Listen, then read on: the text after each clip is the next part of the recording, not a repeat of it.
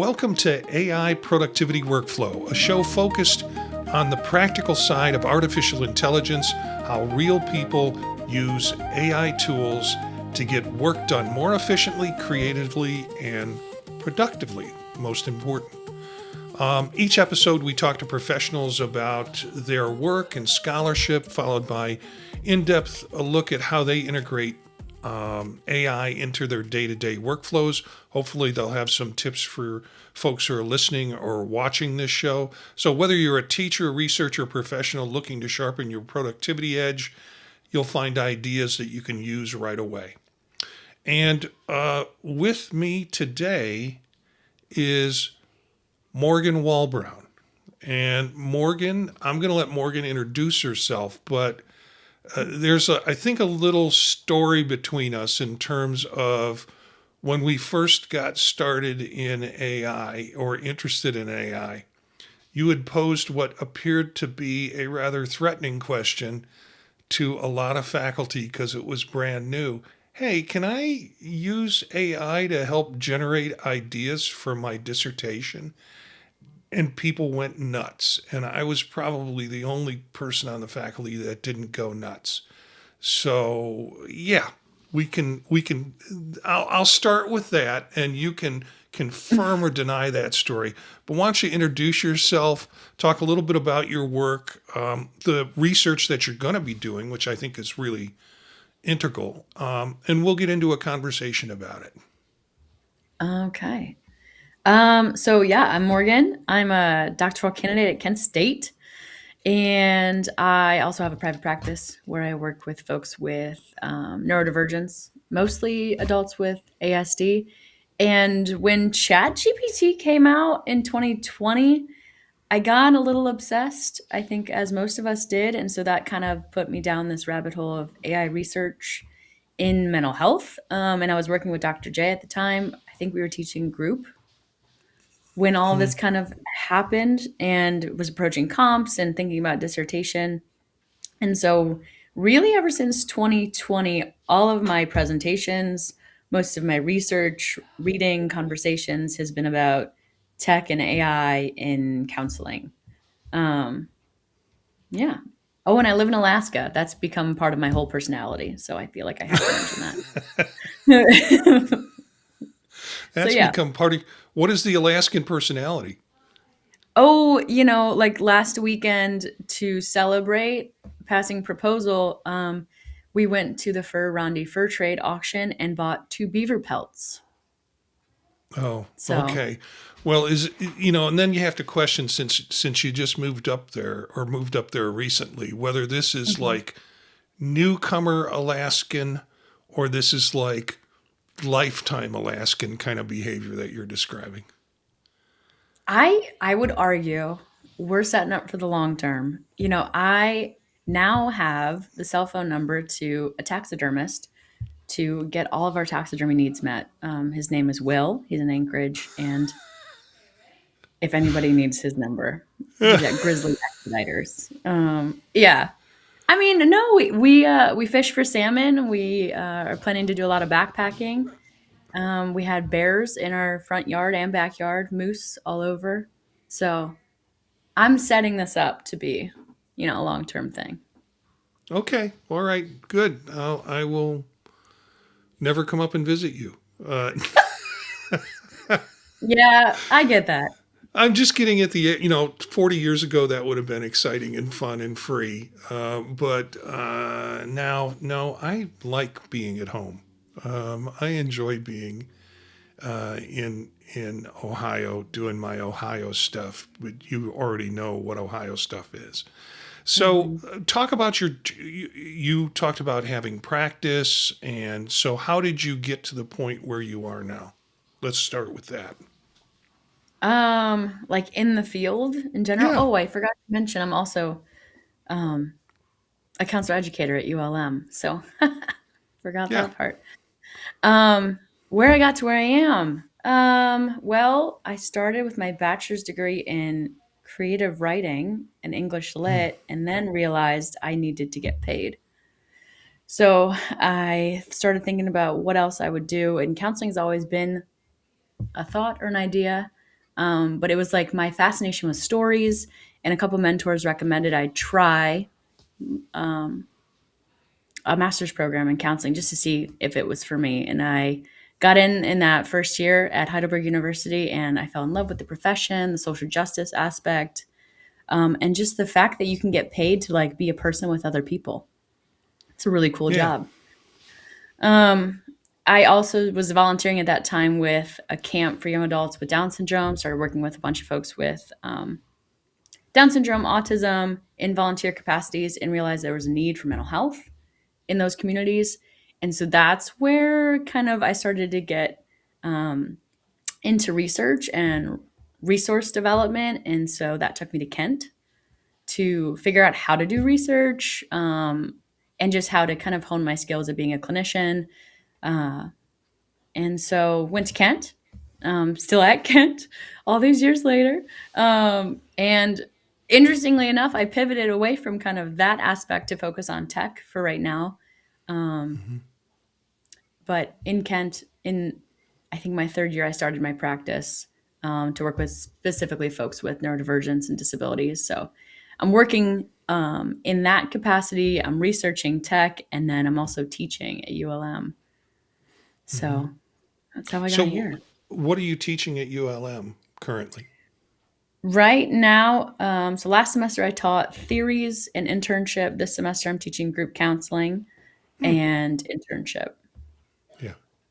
And your teaching, I'd assume, is all online in that Yes, process. yeah, because it's in Louisiana. Yeah, Yeah.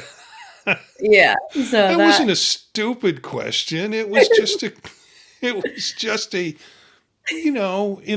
informing that you're doing this with a distance education, yes, which is a little bit different. It's again a skill set that you've developed as part of your work yes.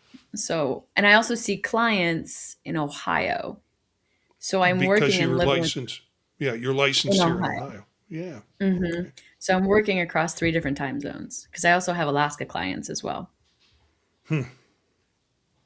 Yeah. So let's talk a little bit more about AI.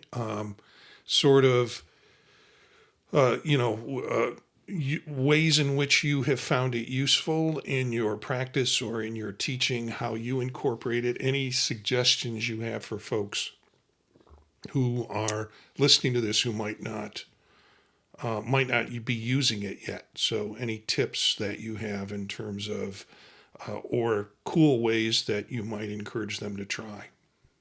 Yeah. Well, I took some notes because I was like, it's all over. Have you ever used Gamma AI? Have I ever used what? Gamma AI? Yeah, yeah, certainly, yeah. Okay. Well, that was first and foremost. If folks are not using Gamma AI, they should be. I use it to make resources. I'll take a bunch of information or even some just like research notes that I've taken over time, and I'll make a resource for a client that they have like a hard copy of. And it's like 10 seconds. I can do it with them in session with me. And so we can kind of craft it, create it. That's one of the coolest ways that I've found for a client. I have a 9-year-old client, and he loves penguins. And so we made kind of a regulation plan that was penguin themed with penguin vignettes or even role plays that he could practice certain skills in Gamma. In I think it probably took 60 seconds to generate the whole resource. It's like 10 pages long. And then we tweaked it for maybe 5 minutes and got it right where to. He loved it. It was perfect. So now he uses it at home with his family. He takes it to school. His teachers know about it. And so Gamma can make resources, presentations. I think it can even make like files. So even if just like presentations need refreshed, you can plug them into Gamma and get just like a little bit of a facelift. So My use of it, when you mentioned it, I thought you would go right to the presentation piece. I haven't used it in quite a while. I'll put the link in the show notes so folks watching the video and they can go to the show notes of the video on YouTube or even in the audio podcast if they're listening to it that way. I'll put a link to Gamma AI in there. When I first started using it, I got introduced to it by another colleague who's like, oh, I do all of my presentations on Gamma. And I went in and I just couldn't get it to work. It was Mm. like so it's been a while. It's probably been Yeah. 4 or 5 years. It sounds like from what you're saying, there's a lot more stuff that it can do. So I'll probably need to jump back in and take a look at it again. Yeah, just in the last year, it has also gotten a lot better. It used to, because I've been using it for probably 2 years. Hmm. Um, I noticed that it used to create a lot of holes and gaps. Like you would give it all this information, Right. and you have a choice where you can either maintain your content or have it kind of reduce it. And it used to create really big gaps in the information. But it's gotten a lot better, a lot more intuitive at understanding the connection pieces. Like you can't just reduce it down to the bare basics of the knowledge. Yeah. That was my problem with it when I tried it years ago, that I was getting, is that all you got? And then it sent Mhm. out a format that was basically graphical and not editable. So you got Mhm. like all your bullet points were in in the graphic, and you couldn't take things out or edit them in any way.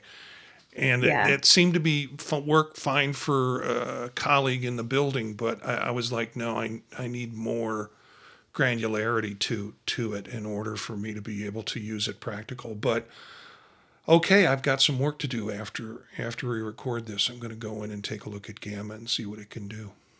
Yeah. And the resources are great too, because you can just plug in a presentation and have it turn it into a one-page Yeah, resource. yeah. Other ideas or suggestions, and then we'll talk a little bit about your research project. Yeah. Connected Papers is an AI source that I use to just source research articles. And that's because one, it comes up with stuff that I just can't find on my own. But two, it creates kind of a mind map and it starts to intuitively kind of pick up on what line of thought you might be kind of pursuing. And it'll give you literally a mind map or a connection or a line of research to kind of follow. So there's another one, I can't remember what it's called, but Connected Papers is the one that I use to just source research. Um, and then I, of course, just use like standard Zoom companion to take notes, especially for site visits and teaching. Um, Mm-hmm. KCREP loves you to document meetings, loves it. So using Zoom companion notes to kind of collect all of the vital information from things like site visits or meetings with students, colleagues, things like that makes committees a lot easier. Um, etc. And then, okay, controversial tip. I hate Grammarly. I hate Grammarly AI. I find it so disruptive because it'll just pop up. So, anyways, that's just for my brain. So I use something called WordTune, which Huh. is similar to Grammarly, but you have to kind of invite it in. Yeah. And it's a setting that you can use if you want it to pop up. But WordTune I really like because I can highlight this sentence that captures what I need to write or like the meat of the sentence or the paragraph, and WordTune will say, here's all the different variations of how you might want to say it differently. So if my Yeah. brain can't quite get there, WordTune is my go-to. I want to mention you with the one that searches articles. What was that again? Connected Papers. Connected Papers. I use Elicit, which has a kind of heavy price tag to it, but I use Elicit, and Mhm. it really does some great meta analysis. Elicit AI, and then another doctoral student turned me on to, I think it's Rabbit AI, which Oh. is it does kind of find articles that are out there, puts them in a tree, Mhm. and I think the cost is near to nothing, if anything, for that AI. Of course, the cost is always the information that you put in it, Correct. Yeah. which is a privacy issue for some folks, for many folks. We're not Hmm. recommending that you use this with clinical or identifiable information when working with clients, but some of these other projects I think are great. Hmm. I'm kind of balancing between my go-tos are ChatGPT paid version, but now I'm using Claude a lot.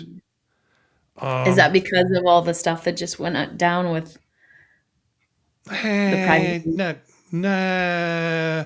I mean, I already have ChatGPT set up to kind of not use my stuff for models, but I was paying for Claude and not using Mhm. it, and I heard so many people rave about it that I started using it particularly for composition, and I've had it. It doesn't help if people don't get it. Let me just put it Yeah. that way. I'm putting together or have been accepted to do a proposal at a conference that was about troubleshooting technology, and if you have a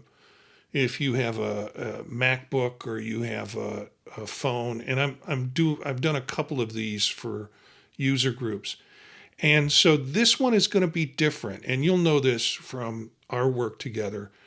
I'm going to do sort of a open space technology version of a presentation on troubleshooting, but instead we're going to have groups.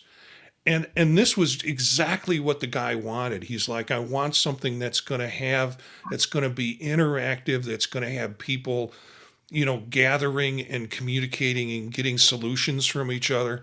And I put it together, and it was originally written as a troubleshooting thing, and I didn't like that. So I rewrote it, and I put a bunch of stuff into Claude to say, this is what I want. And Claude came up with a word that I hadn't heard in a while that I'm like, yeah, that's it. It's an unconference. The unconference where a group of people show up, they don't have a schedule, but they have an idea of what they want to talk about. And then they meet in groups and learn from each other.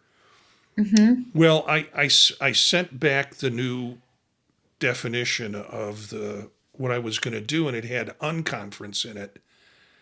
And the response from the guy who's organizing the conference is, it sounds like you're doing something that doesn't want to be part of our conference, like it's the counter conference of what he didn't know the term. He didn't The have. rebellion.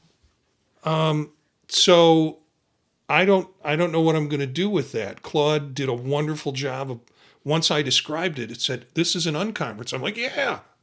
Hmm. But now I have to sell it or I have to change it. And most likely I'll change it.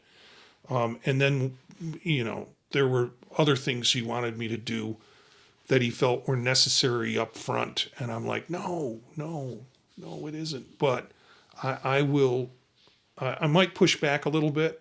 But it's a case where when you talked about Grammarly and choosing the right words, Hmm. I was like, oh man, yeah, and this just happened 30 minutes before we recorded this. So it hit home. Fresh. I was Let's going to talk say, about, yeah, go ahead.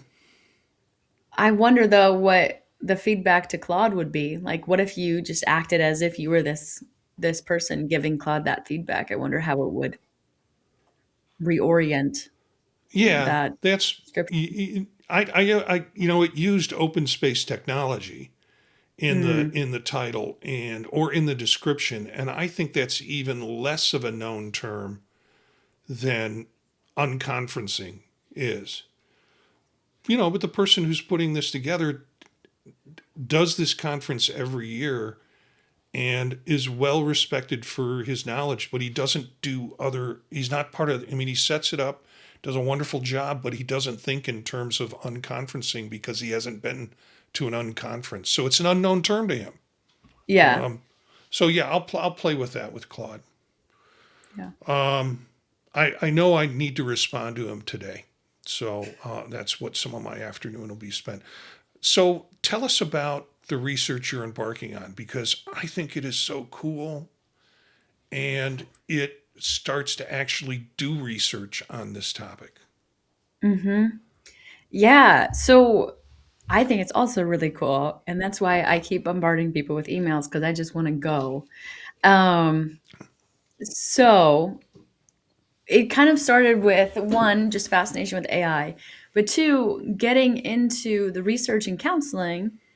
There's just, like you said, there's not a whole lot of like research. There's a lot of conceptual talk, and a lot of kind of synthesizing research from other mental health or healthcare um, things. And what's going on outside of the counseling kind of literature is this idea that technology is not going to slow down, and it's kind of going to be here to stay. And the best way to mediate the risks and maximize the benefits is to train the human, to develop the human who's going to be using that tech. And so there was talk about AI literacy, AI competence, AI education. Um, and the counseling profession has a couple of things kind of going on, a couple of discussions happening, but we haven't actually figured out what we're going to do about it to train and educate professionals. There Mhm. also isn't a whole lot of conversation around what the heck is AI going to do to the profession. What are the ways that it could benefit the counseling profession? What are the risks that we should be aware of and cautious of? There was an article in 1985 about the threats or risks or potential issues, but really since then it's been radio silence. So, what I'm trying to do with dissertation is create one of the first kind of research studies that uses the voices of people in the counseling profession who are, quote, experts in AI, to kind of lay the foundation or the basis for future research by saying, let's come together and talk about what we all think and believe AI is going to do for the profession, both good and bad.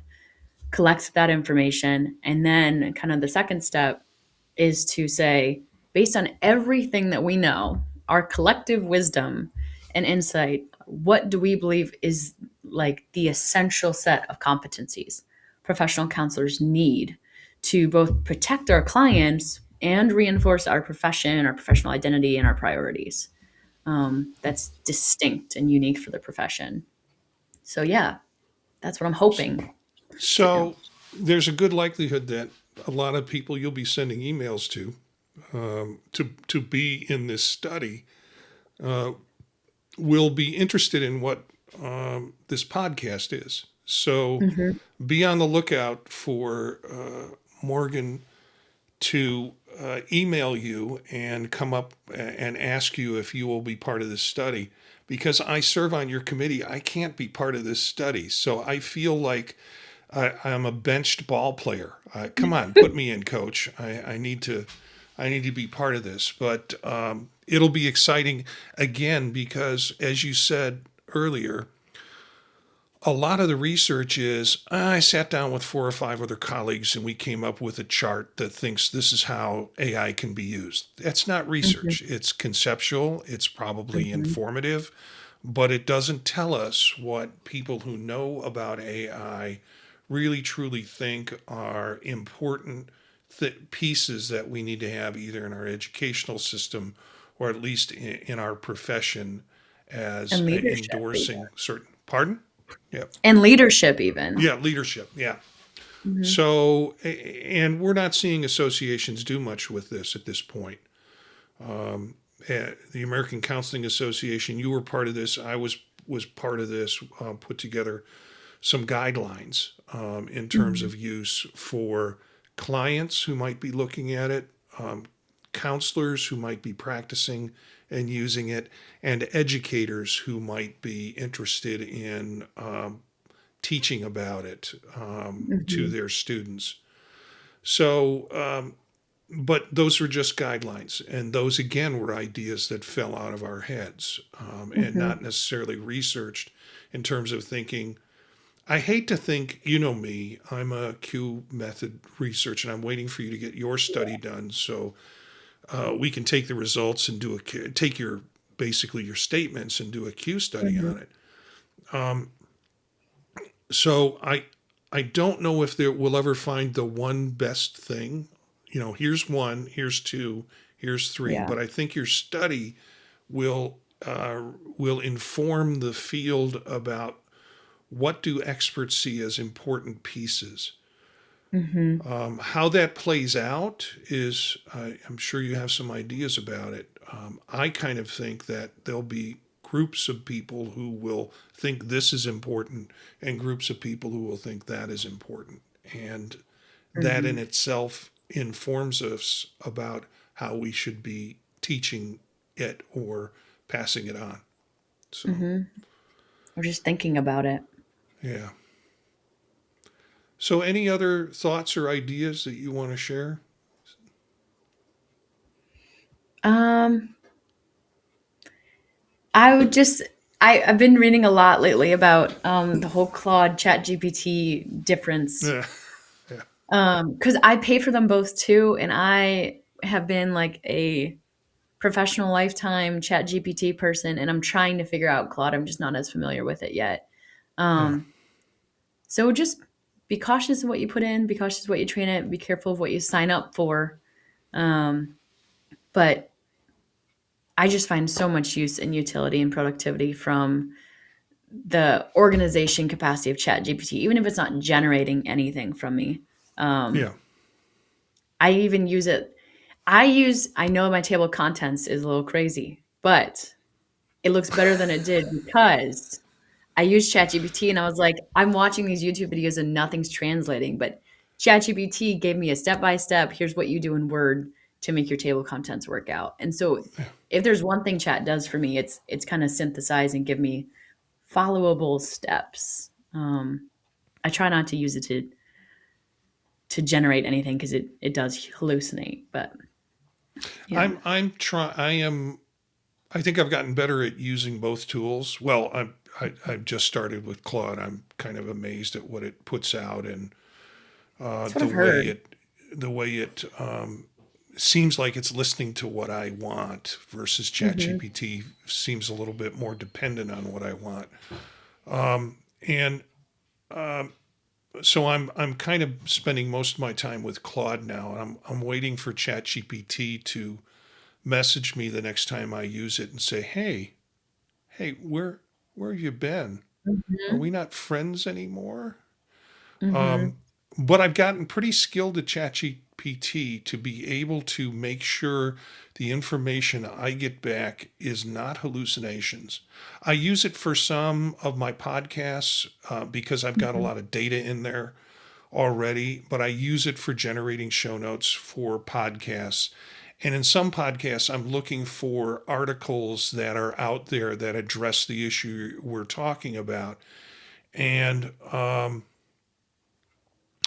I am, I am checking those to make sure they're actual articles and not hallucinations. Hmm. But it's in the way I prompt ChatGPT now because I've learned how to prompt it in a way that it's only going to give me back legitimate HTMLs that I can follow, URLs that I can follow back to articles and look at the Yeah. content. So it's a little bit, it's gotten better, but I've also gotten better about putting boundaries around stuff that I'm asking for. And that's a skill set that you learn for whatever your favorite AI bot is that you're using. You learn to speak in its language to have more effective results. Hmm. So Yeah. I was gonna say not the only, but one of the biggest ways I use chat to generate anything is sometimes in internship or even when I was teaching theories, we'll use it to kind of act as if we were talking to Adler or act as if we mhm. were talking to Freud and think through some things. Yeah, see, But I'm trying to get my students to act as if they're Adler. well, that's where we start, and then when they get stumped, we'll ask chat. He'll get us going. It's a he apparently, um, and That's then they'll funny. pick I it thought back it was up. a she. Nah, not for me. Okay, all right. Yeah. So I guess that's all we've got for this episode at this time. And it will be fun maybe to invite you back in a couple of weeks as you start to develop maybe some results or just your Yes. experience about it. It's been a pleasure to have Morgan Wallbrown with us today. Kent State student, works at ULM and has her own practice, lives in Alaska, apparently is getting very much into taxidermy, Very or much. paying someone to do it. Well, Next time I see you, I want to see stuffed dead animals in your background, please. you got it. I'll have it hanging up. Just as long as it's not your husband. All You know, right. can those long nights up in Alaska, don't want to turn you there. But thanks for doing this today. You can watch and subscribe on YouTube at the AI Productivity Workflow. The URL for it, again, all this material will be in the show notes. The URL is youtube.com/@AI Productivity Workflow. It's a long title, but that's what I could go with that YouTube wouldn't reject. Find us on Spotify, Apple Podcasts, and other major podcast platforms. Just look for AI Productivity Workflow. Everything you need to know about the show can be found at the website, thepodtalk.net. You can email us at thepodtalknetwork@gmail.com. Look for other shows that we produce at the Pod Talk Network, including 15-Minute Bytes, a 15-minute show where tech people talk about the tech they're using, and then they talk about their favorite recipe. So it's really kind of a food show hidden inside of a tech show, if you want to call it that. The Tech Savvy Professor I do with Eric Perry, and also Vision Profiles, which is kind of the anchor show I do on Monday nights at 9 p.m. Eastern Time, and we stream that live to the masses, so you can join the chat room there. Until next time, keep experimenting, stay productive, and let AI work for you.